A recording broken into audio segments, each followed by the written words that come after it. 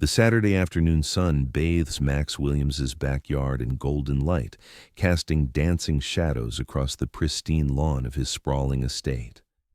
The air fills with the intoxicating aroma of hickory-smoked ribs and slow-cooked brisket, while the gentle hum of gospel music drifts from hidden speakers nestled among the carefully manicured flower beds. Children's laughter echoes around the crystal blue swimming pool as they splash and play, their joy infectious and pure. Max stands at his custom-built barbecue pit, a masterpiece of stainless steel and stone that would make any pit master weep with envy. At 50 years old, he moves with the confident ease of a man comfortable in his own skin, his navy polo shirt and khaki shorts projecting an image of relaxed prosperity. Behind him, mounted on the outdoor pavilion wall, hangs a framed photograph of his grandfather in the distinctive red-tailed aircraft of the Tuskegee Airmen, a reminder of legacy and sacrifice that few visitors ever notice. The gathering represents everything beautiful about American community. Families of all colors sharing food, stories, and friendship in the kind of harmony that makes the heart swell with hope. Linda Patterson appears at the wrought iron gate like a storm cloud on a perfect day. Her blonde bob is pulled back so tightly it seems to stretch her features into a permanent expression of disapproval, and her manicured fingers clutch a leather-bound clipboard as if it were a weapon. The 60-year-old HOA president has perfected the art of looking perpetually offended, and today she surveys Max's gathering with the kind of disdain usually reserved for discovering rats in the basement. "Excuse me," she calls out, her voice carrying that particular tone of authority that people use when they believe their whiteness grants them supervisorial rights over their neighbors. "I'm Linda Patterson, president of the Willowbrook Estates Homeowners Association, and I need to speak with whoever is responsible for this event." Max wipes his hands on his apron and approaches the gate with the kind of measured calm that comes from decades of navigating white fragility. "Good afternoon, Mrs. Patterson. I'm Max Williams. This is my home, and these are my guests. Is there something I can help you with?" Linda's eyes scan the crowd with laser precision, and Max notices how her gaze lingers on the black faces while gliding quickly past the white ones. It's a subtle dance of prejudice that he's witnessed countless times before, the way certain people seem to count melanin like they're taking inventory. "Well, Mr. Williams," she begins, her voice dripping with the kind of false sweetness that precedes a poisoned dart, "I don't recall seeing any permit requests for gatherings of this magnitude. And frankly, we've received several complaints about the noise levels and the excessive traffic in our family-oriented neighborhood." The lie hangs in the air like smoke from a grease fire. Max knows exactly how many cars are parked on his circular driveway, 12, all belonging to close friends and family members. He also knows that his sound system is set to a volume that barely carries beyond his property line. But he's learned that when dealing with people like Linda Patterson, facts are merely inconvenient obstacles to be bulldozed by righteous indignation.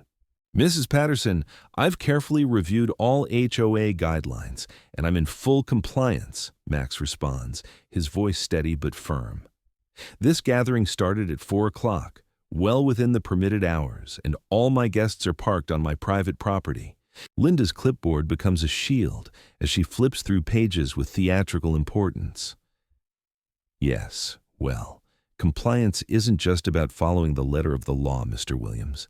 It's about maintaining the character and standards that make Willowbrook Estates the kind of community where families want to raise their children." The word character hits Max like a dog whistle pitched at a frequency only certain people can hear. He's heard it before, always delivered with the same sanctimonious tone, always carrying the same unspoken message about who belongs and who doesn't. His grandfather's voice echoes in his memory, sharing stories about the character arguments used to keep black families out of white neighborhoods in the 1940s and 50s. "I see," Max says quietly, his eyes never leaving Linda's face. "And what exactly about my gathering threatens the character of this neighborhood?" For just a moment, Linda's mask slips, and Max catches a glimpse of the raw contempt lurking beneath her polite facade. Well, I think that's rather obvious, don't you? The music, the cooking methods, the general atmosphere. This isn't exactly the kind of quiet, refined entertainment that our residents expect. Linda returns 20 minutes later with reinforcements. 3 white neighbors who fall into formation behind her like a small militia of suburban entitlement. Max recognizes them as faces he's seen during morning jogs, people who have never once acknowledged his waves or shown any interest in neighborly conversation until today, when they've united behind a common cause of making him feel unwelcome. "Mr. Williams," Linda announces with renewed confidence, "I've consulted with several concerned residents, and we're all in agreement that this situation has escalated beyond what's appropriate for our community standards." One of the neighbors steps forward, his ruddy face flushed with the kind of righteous anger that seems to be his default setting. "Look, nothing personal, but we moved to Willowbrook for a certain quality of life. When we're seeing this level of activity, it raises questions about property values and neighborhood stability. The coded language flows like water finding its level." Max has become fluent in this particular dialect over the years, the way white discomfort transforms itself into concerns about property values and neighborhood stability, as if his very existence somehow diminishes the worth of their homes. "I understand your concerns," Max responds with diplomatic precision, "but I'd like to address them with facts. I've lived in this neighborhood for 5 years. My property taxes are current and substantial. I've never had a single violation notice, and I participate actively in community improvement projects." Another neighbor sniffs delicately, as if she's detected an unpleasant odor. "That's all well and good, Mr. Williams, but we're talking about patterns of behavior that affect everyone. The late-night music, the constant stream of visitors, the cooking smells that carry into other yards." Max feels his jaw tighten. The late-night music she's referring to was a birthday party for his daughter that ended at 9:30 p.m. The constant stream of visitors consists of his elderly mother coming for Sunday dinner and his business partner stopping by twice a week. And the cooking smells are the aroma of his award-winning barbecue, which has drawn compliments from every neighbor brave enough to actually speak to him. "Could you be more specific about these patterns you mention? I'd like to address any legitimate concerns directly." Linda consults her clipboard with the gravity of a Supreme Court justice reviewing constitutional law. "Mr. Williams, we've documented numerous instances of what we consider problematic behavior, loud gatherings, excessive vehicle traffic, and frankly, activities that seem more suited to different types of neighborhoods." The phrase hangs in the air like a neon sign advertising prejudice. Max knows exactly what kind of neighborhood she means, the kind where she believes black people belong, safely segregated from her pristine white enclave. His grandfather's stories flood back, the same language, the same tactics, the same fundamental belief that some people have more right to exist in certain spaces than others. "Mrs. Patterson, I'm curious about something," Max says, his voice taking on a harder edge. "Have you documented similar concerns about other families' pool parties, or quinceañera celebrations, or weekly poker nights that run until midnight?" The silence that follows is deafening. The neighbors' faces cycle through several shades of red, while some suddenly find their shoes extremely interesting. Linda's grip on her clipboard tightens until her knuckles turn white. "Those are different situations entirely," Linda finally sputters. "Those families have been part of this community for years. They understand our expectations and standards." "I see," Max responds quietly. "And how long does a family need to live here before they're considered part of the community? 5 years isn't enough?" Linda's patience finally snaps like an overstretched rubber band. "Mr. Williams, I don't appreciate your tone or your implications. We're trying to have a reasonable conversation about community standards, and you're making this about something it's not. What exactly am I making it about, Mrs. Patterson?" The question hangs between them like a loaded gun, daring her to say the quiet part out loud. But Linda Patterson hasn't become HOA president without learning how to dance around the truth without ever quite touching it. Look, she says, her voice dropping to what she probably imagines is a reasonable tone. Maybe you'd be more comfortable in a neighborhood that's more compatible with your lifestyle choices. There are plenty of wonderful communities that might be a better fit. Max feels something cold settle in his chest. There it is, the suggestion that he doesn't belong, delivered with a smile and wrapped in concern for his own happiness. It's the same message his grandfather heard when he returned from fighting fascists in Europe, only to find them thriving in his own backyard. Mrs. Patterson, I am comfortable in this neighborhood. This is my home and these are my friends and family. If anyone feels uncomfortable, perhaps they should examine why. Linda's mask finally cracks completely. Fine. You want to be difficult? I have resources, Mr. Williams. Connections who can ensure that non-compliant residents understand the importance of community cooperation. Consider this your final warning. She turns to leave, then pauses dramatically. Oh, and Mr. Williams, you might want to make sure all your guests are properly documented. We take community safety very seriously around here. 30 minutes later, 2 unmarked vehicles with flashing police lights pull into Max's driveway with the aggressive rumble of engines pushed too hard. The conversation around the barbecue pit dies instantly as adults grab children and pull them close, while others reach instinctively for their phones.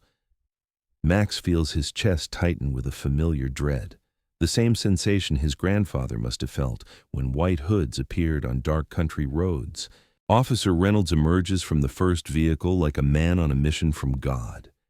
He's 40-something, with the kind of swagger that comes from believing a badge grants unlimited authority, and his mirrored sunglasses reflect the worried faces of Max's guests like fragments of a broken mirror. His younger partner carries himself with the same arrogant certainty that power and righteousness are synonymous. Linda Patterson materializes from behind the vehicles with the smug satisfaction of a woman who has just played her trump card. Officers, thank you for responding so quickly. As I explained on the phone, this situation has been escalating for hours, despite my attempts at reasonable dialogue. Reynolds surveys the gathering with the cold calculation of a predator selecting prey. His gaze skips entirely over the white guests, treating them as part of the scenery, while scrutinizing every black face with the intensity of a man reading arrest warrants. It's racial profiling performed with the casual efficiency of long practice. "Sir," Reynolds calls out, pointing directly at Max while ignoring the fact that he's clearly the homeowner. "Step away from the grill and keep your hands visible. We've received reports of a disturbance and possible illegal activity at this location." Max feels the weight of every eye in the yard pressing down on him. His wife moves closer, her hand finding his arm with the desperate grip of a woman who has seen this movie before and knows how it ends. Their teenage daughter starts recording with her phone, her hands trembling with a mixture of fear and fury that breaks Max's heart. "Officers, I'm Max Williams, and this is my home," he says, his voice steady despite the storm raging in his chest. "There's no disturbance here, just a family gathering. May I ask what specific reports you received?" Linda steps forward like a prosecuting attorney presenting evidence to a jury. "Officers, I've been trying to resolve this situation for over an hour. Mr. Williams has been uncooperative and hostile toward community concerns. His gathering has been disruptive, and frankly, I'm concerned about the safety of our neighborhood children." The lie is so brazen, so completely divorced from reality, that several guests gasp audibly. But Reynolds nods as if Linda has just revealed the location of buried treasure. "Ma'am, we appreciate your patience," Reynolds says with the kind of deference he hasn't shown Max. "Sir, we're going to need to see identification from everyone present, starting with you, and we'll need to verify your right to be on this property." The request hits Max like a physical blow. In his own backyard, on his own property, surrounded by his own family and friends, he's being asked to prove he belongs. The historical weight of the moment crashes over him like a tsunami. His grandfather being asked for his papers while wearing his military uniform, his father being questioned for walking through white neighborhoods, and now him, a successful businessman and taxpayer, being treated like a trespasser in his own home. "Officer, I'm happy to provide identification," Max says carefully, "but I'd like to understand the legal basis for requesting ID from my guests at a private gathering on private property." The younger officer steps forward with the aggressive energy of a man eager to escalate. "Sir, we're conducting an investigation into reported illegal activity. Anyone who doesn't cooperate with our requests can be detained for obstruction of justice." The threat hangs in the air like a noose.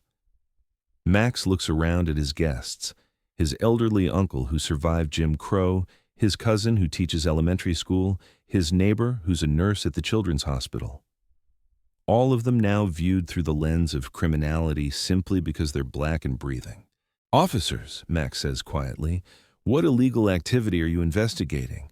What specific crime has been reported?" Linda jumps in before Reynolds can answer, her voice pitched with theatrical distress.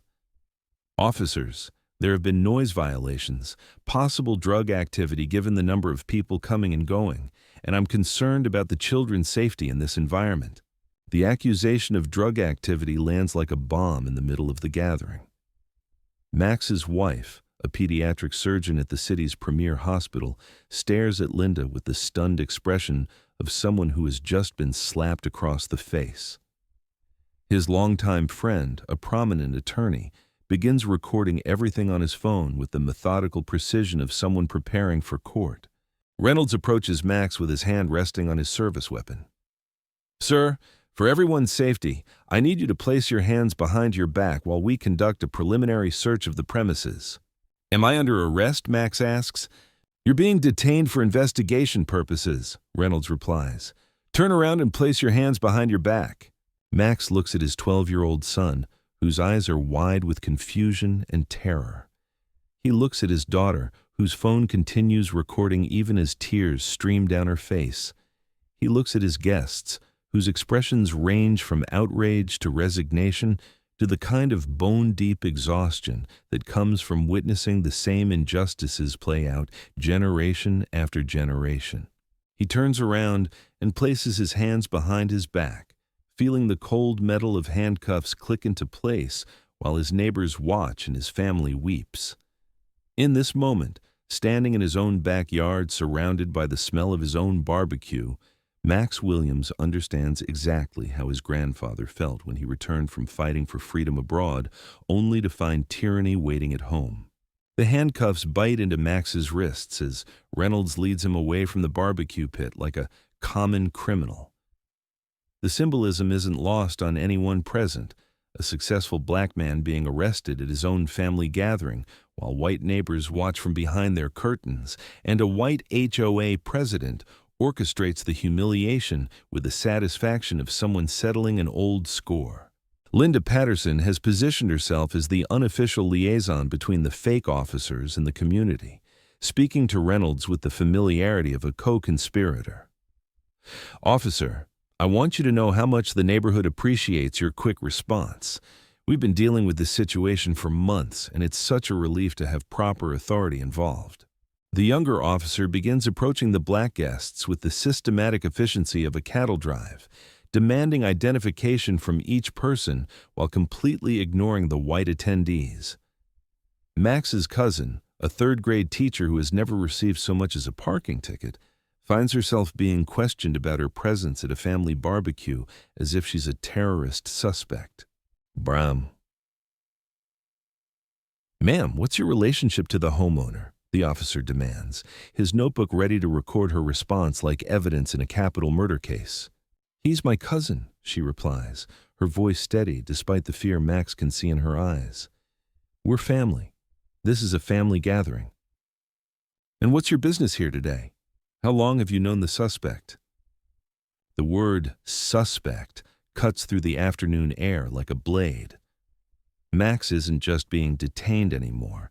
He's been transformed into a criminal in the minds of the officers and, by extension, in the perception of anyone watching this theater of injustice unfold. Reynolds returns from placing Max in the back of the police vehicle and approaches the remaining guests with the confidence of a man who believes he holds all the cards. Ladies and gentlemen, we're going to need everyone to remain calm while we sort this situation out. Anyone who becomes uncooperative or attempts to leave will be detained for obstruction of justice. Max's attorney friend steps forward with the measured authority of someone who has spent decades in courtrooms. Officers, I'm an attorney, and I need to inform you that you're currently violating several constitutional rights. These people are on private property at a private gathering, and you have no legal authority to detain them without probable cause of specific criminal activity.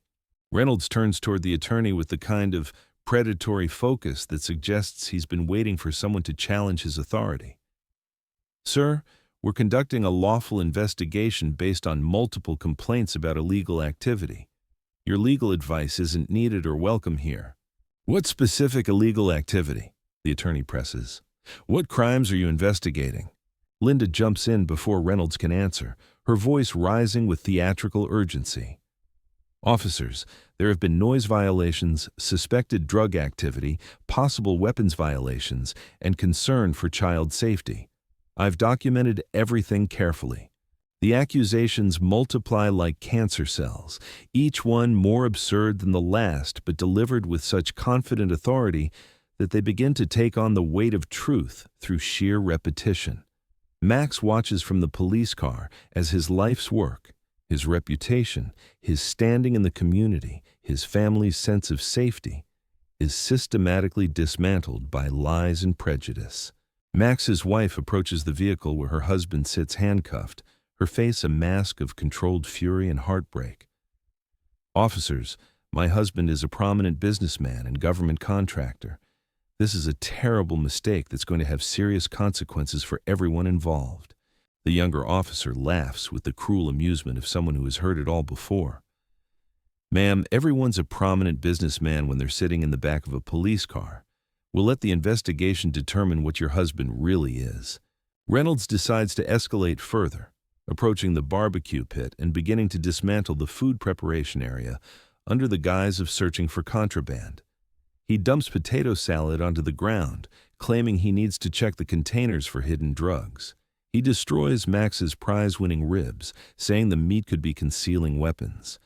The cultural assault is as deliberate as it is devastating. The destruction of black food traditions by white authority figures who see sustenance as suspicious. Officer Reynolds, the attorney calls out, his phone still recording, you're destroying property without a warrant. This is illegal search and seizure. Linda Patterson watches the destruction with obvious satisfaction, occasionally pointing out areas she thinks require additional attention. Officers, you should check the garage and the basement. These types of operations often use residential properties to hide their real activities. The phrase, these types of operations, hangs in the air like a Confederate flag, its meaning clear to everyone present. Linda isn't just talking about Max. She's talking about black people in general, their presumed criminality, their supposed inability to live in nice neighborhoods without engaging in illicit activities. Reynolds calls for backup, claiming the situation is becoming dangerous due to the hostile crowd and potential for violence. The request brings 2 more vehicles, expanding the police presence until Max's driveway looks like the scene of a major crime rather than a family barbecue. Each additional officer seems to validate Linda's claims and justify the escalating response. Max sits in the police car, watching his world collapse through bulletproof glass, and remembers his grandfather's stories about similar scenes: black families destroyed by white lies, black lives upended by white fragility, black dignity trampled by white authority. The tactics have evolved, but the underlying malice remains constant. But then something shifts in Max's expression. The resigned acceptance transforms into cold calculation. He's endured enough. His grandfather may have had to swallow his dignity in silence, but Max Williams has resources his ancestors could never have imagined. He pulls out his phone with steady hands and scrolls to a contact he's never had to use for personal protection before. He dials Agent Johnson's direct number. a man he's worked with on countless classified defense contracts, someone who owes his career advancement partly to Max's innovations in cybersecurity. The phone rings twice before Johnson's familiar voice answers. "Johnson, this is Max Williams. I need you to drop everything and come to my house immediately. Bring full federal credentials and backup. I'm being harassed by fake police officers, and it's time to remind everyone exactly who they're dealing with." Agent Johnson arrives in a black SUV with government plates, followed by 2 additional vehicles carrying federal agents who move with the precise efficiency of people who don't need to pretend to have authority. Johnson himself is a striking figure, a tall, dignified black man in his mid-40s whose presence immediately shifts the dynamic of the entire scene. Reynolds and his partner are in the middle of demanding that Max's elderly uncle submit to a pat-down search when Johnson approaches with his badge prominently displayed. "Gentlemen, I'm Special Agent Johnson with the Federal Bureau of Investigation. I need to speak with whoever is in charge of this operation." Linda Patterson nearly trips over herself, rushing to greet what she assumes is additional law enforcement support for her crusade. "Agent Johnson, thank God you're here. I'm Linda Patterson, president of the Willowbrook Estates HOA, and I'm the one who initiated this investigation. These people have been causing problems for months, and we finally had to take action." Johnson looks at Linda with the kind of polite confusion reserved for people who have just said something completely nonsensical. "Ma'am, I'm not here because of any HOA complaint. I'm here because we received an alert from one of our protected assets." "Protected assets?" Linda's confidence begins to waver. "I don't understand." Reynolds approaches Johnson with the swagger of someone who believes they're about to receive federal backup for their local operation. "Agent Johnson, I'm Officer Reynolds. We're conducting an investigation into illegal activity at this residence. Your timing is perfect. We could use federal support for what might be a major drug operation." Johnson's expression shifts from confusion to something much colder. "Officer Reynolds, I need to see your credentials and badge number immediately." The request catches Reynolds off guard. He fumbles for his badge, which Johnson examines with the practiced eye of someone who has seen thousands of legitimate law enforcement identifications. The fake badge is good, professional quality with convincing details, but not good enough to fool a federal agent who knows what to look for. "Interesting," Johnson says quietly. "This badge number doesn't exist in any database I have access to. Neither does your partner's. Who exactly do you work for?" The younger officer has been edging toward their vehicle, clearly sensing that the situation is about to take a dramatic turn for the worse. But Johnson's backup agents have positioned themselves strategically, cutting off any potential escape routes with the casual efficiency of people who have done this many times before. "There seems to be some confusion," Reynolds stammers. "We're responding to legitimate complaints about criminal activity. Mrs. Patterson can verify." "Mrs. Patterson," Johnson interrupts, turning his attention back to Linda. "What exactly did you report to these officers?" Linda's story begins to unravel under federal scrutiny. Her voice becomes higher and more defensive as she realizes that Agent Johnson isn't here to support her campaign, but to investigate it. "I called about noise violations and suspicious activity. These officers responded appropriately to community concerns." Johnson walks to the police car where Max sits handcuffed and taps on the window. Max looks up with a slight smile, and Johnson's professional demeanor cracks just enough to reveal genuine warmth. "Max, are you all right? When your security system triggered our monitoring protocol, we came as fast as we could." Linda Patterson's face cycles through several shades of confusion and growing horror. "Security system? Monitoring protocol? What monitoring protocol?" Johnson turns back to the crowd with the kind of authority that makes everyone present suddenly understand that the power dynamic has shifted completely. "Ladies and gentlemen, allow me to properly introduce Mr. Max Williams. He's the Chief Executive Officer of Williams Defense Technologies, one of the Defense Department's primary cybersecurity contractors and a vital asset in our national security infrastructure." The revelation hits Linda like a freight train. Her clipboard falls from nerveless fingers as she stares at Max with the expression of someone who has just discovered they've been trying to arrest the president. That's impossible. He lives in a regular house. He drives a regular car. He's just a what, Mrs. Patterson? Johnson asks quietly. Please finish your thought. Linda's mouth opens and closes like a fish gasping for air, but no words come out. She's finally been asked to say the quiet part out loud, and even she understands that completing that sentence would end whatever remains of her reputation and possibly her freedom. Max's attorney steps forward with his phone still recording. Agent Johnson, I'm Max's legal counsel. Can you explain why federal agents are monitoring his home? Johnson nods respectfully. Counselor, Mr. Williams holds top-secret security clearances and works on classified defense projects. Any threat to his safety or security triggers automatic federal response protocols. When his home security system detected what appeared to be a coordinated harassment campaign involving fake law enforcement, our threat assessment team was automatically notified. Reynolds and his partner have gone pale, finally understanding the magnitude of their mistake. They haven't just impersonated police officers. They've committed federal crimes against a high-value government asset on property under federal protection. Agent Johnson, Max calls out from the police car. I think Mrs. Patterson and these gentlemen would be very interested to know that my home security system has been recording everything for the past 2 hours. Audio and video, everything. Linda Patterson sinks onto Max's garden wall like a deflated balloon.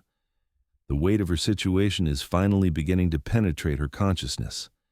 She hasn't just harassed a neighbor, she's orchestrated a federal crime against a man whose work protects American national security.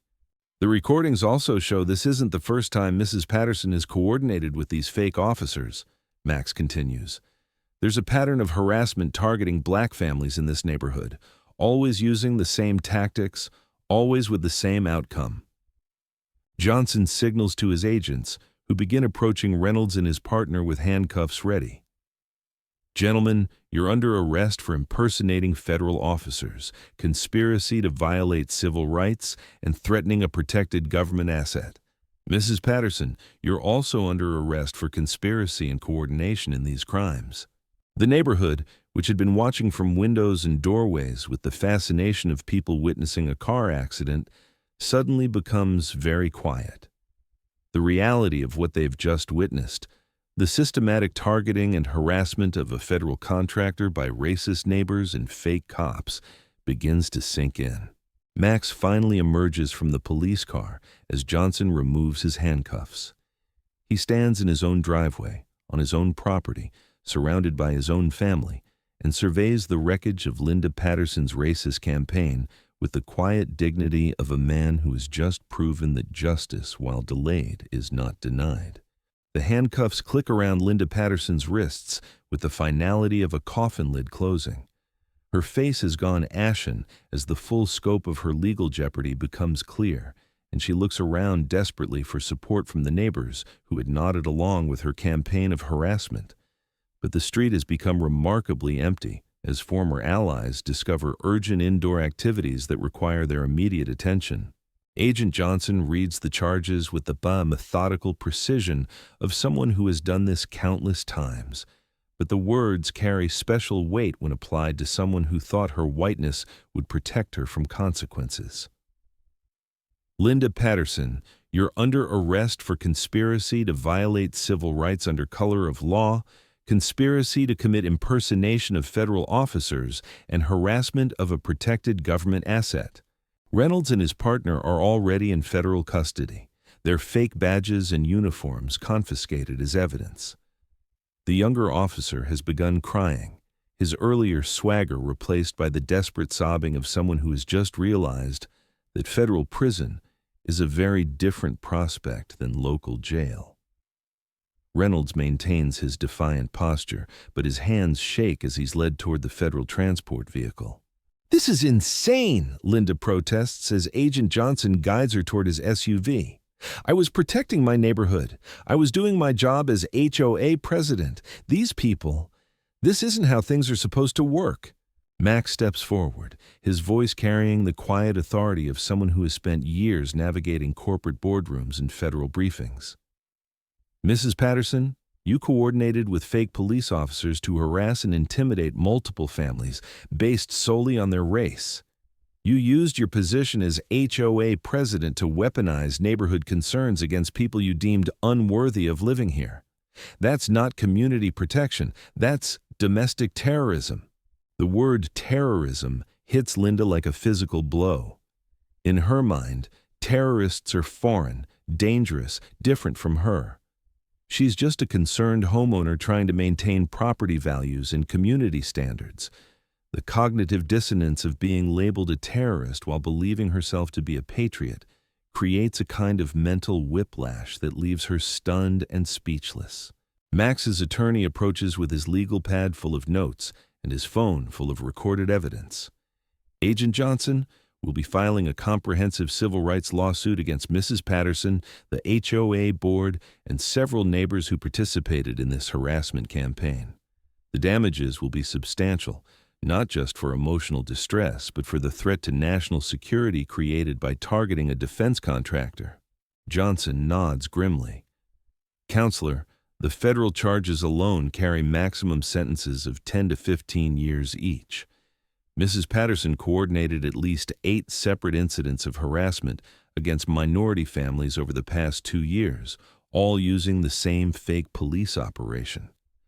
This wasn't a momentary lapse in judgment. It was a systematic campaign of racial intimidation. The neighbors who had supported Linda's crusade are now learning about the broader scope of her operation through news vans that have begun arriving. Television investigative teams have obtained security footage from multiple homes, showing Linda directing fake police operations against Black, Latino, and Asian families throughout Willowbrook Estates. The story is already trending on social media under hashtags that Linda never imagined would be associated with her name. Linda's husband arrives home from his golf game to find federal agents searching his house and his wife in handcuffs on national television. His face goes through a fascinating progression of emotions: confusion, embarrassment, anger, and finally a kind of resigned devastation as he realizes that his comfortable retirement is about to become a legal and financial nightmare. Mrs. Patterson, Max says, approaching her with the kind of dignity that makes her crime seem even more petty and pathetic, I want you to understand something. The issue wasn't that you didn't know I was a government contractor. The issue is that you believed it mattered.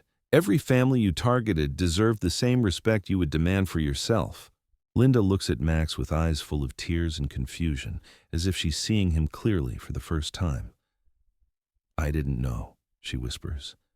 I thought I was protecting. I never meant... You never meant what, Mrs. Patterson? You never meant to get caught? You never meant to face consequences? Or you never meant to reveal what you really think about people who look like me? The questions hang in the air unanswered as Agent Johnson helps Linda into the federal vehicle. Through the window, she stares back at Max's house, the beautiful home where she had been welcomed as a neighbor before she chose to see an enemy, the peaceful gathering she had transformed into a federal crime scene through her own prejudice and hatred. Max's barbecue pit still smolders in the background, sending fragrant smoke into the evening air. His family and friends have begun cleaning up the destruction left by the fake police search, working together with the kind of unity that Linda's campaign was designed to destroy but ultimately only strengthened.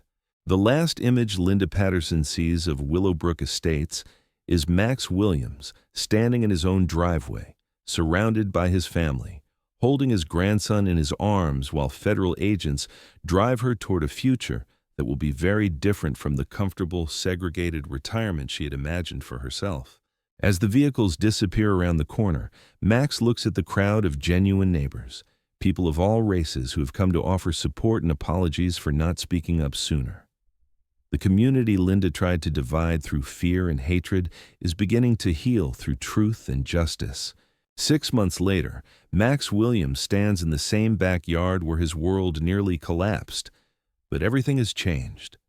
The annual Willowbrook Estates Unity Barbecue has become a neighborhood tradition, with families of all backgrounds contributing dishes that represent their heritage and histories.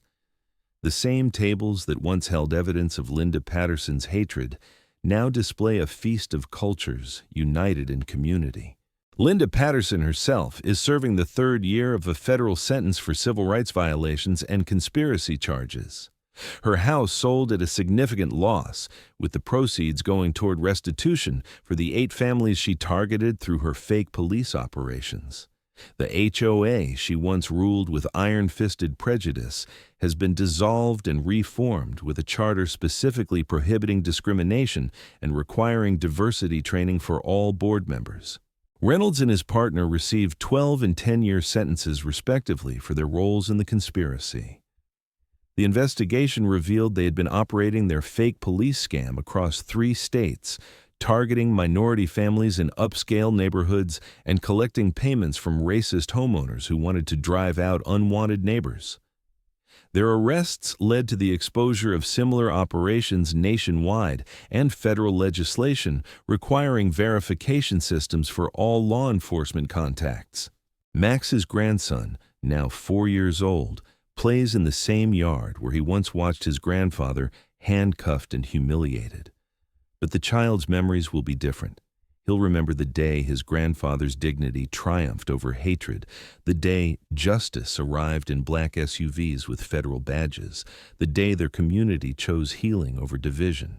The Williams Defense Technologies Foundation, established with Max's settlement money from the civil rights lawsuit, has provided legal support for over 200 families facing similar harassment.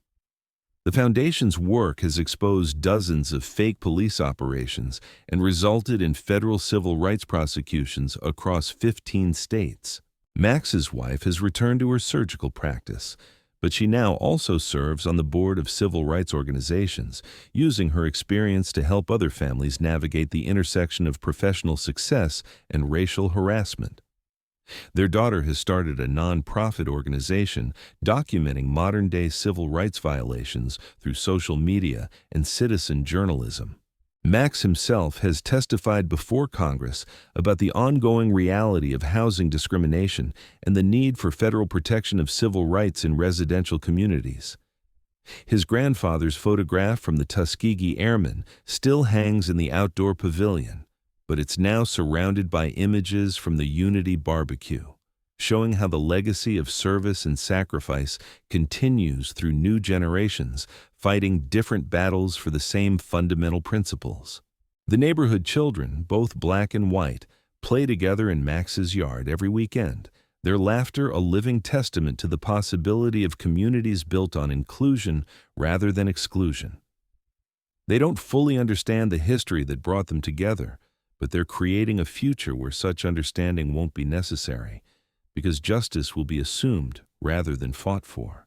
Max often reflects on the irony that Linda Patterson's attempt to drive him out of the neighborhood ultimately transformed Willowbrook Estates into the kind of truly integrated, genuinely welcoming community that America has always promised to be, but rarely achieved. Her hatred became the catalyst for healing, her divisions the foundation for unity. As Max lights his barbecue pit for another weekend gathering, he remembers his grandfather's words about the long arc of justice. Sometimes that arc requires patience, sometimes it demands action, and sometimes it needs people willing to stand firm in their own backyards and declare that dignity is not negotiable, that belonging is not conditional, and that home is where you plant your flag of humanity and refuse to let anyone else pull it down. When you witness racism masquerading as community concern, when you see prejudice dressed up as property values, when you watch hatred hiding behind homeowner regulations, what will you do? Will you be Linda Patterson, orchestrating division from behind a clipboard and a smile? Or will you be the neighbor who speaks up, who records the truth, who stands with justice even when it's uncomfortable? Max Williams's story isn't unique. It's happening in communities across America every single day. Black families, Latino families, Asian families, Muslim families, all facing the same coded language, the same manufactured concerns, the same systematic attempts to make them feel unwelcome in places they have every right to call home. Like this video, if you believe that dignity doesn't depend on government contracts or billionaire status, it's a birthright that belongs to every person regardless of race, religion, or background. Share the story to remind others that assumptions can be dangerous, that prejudice has consequences, and that justice, while sometimes delayed, is never truly denied. Subscribe and hit that notification bell because next week, we're bringing you the story of a racist store manager who learns the hard way that the customer she tried to humiliate actually owns the entire company. You won't want to miss the moment when corporate entitlement meets karmic justice. Comment below. Have you ever witnessed housing discrimination in your community? How did you respond? What would you do differently? Your stories matter, your voices count, and your courage to speak up can be the difference between someone else's humiliation and their vindication. Remember, your ancestors fought for your right to exist with dignity in any space your dreams and hard work can take you. Their sacrifice demands that you never let anyone make you feel small so they can feel big. Stand tall, speak truth, demand justice, not because of who you are, but because of whose you are. We belong everywhere our humanity shines brightest. Period.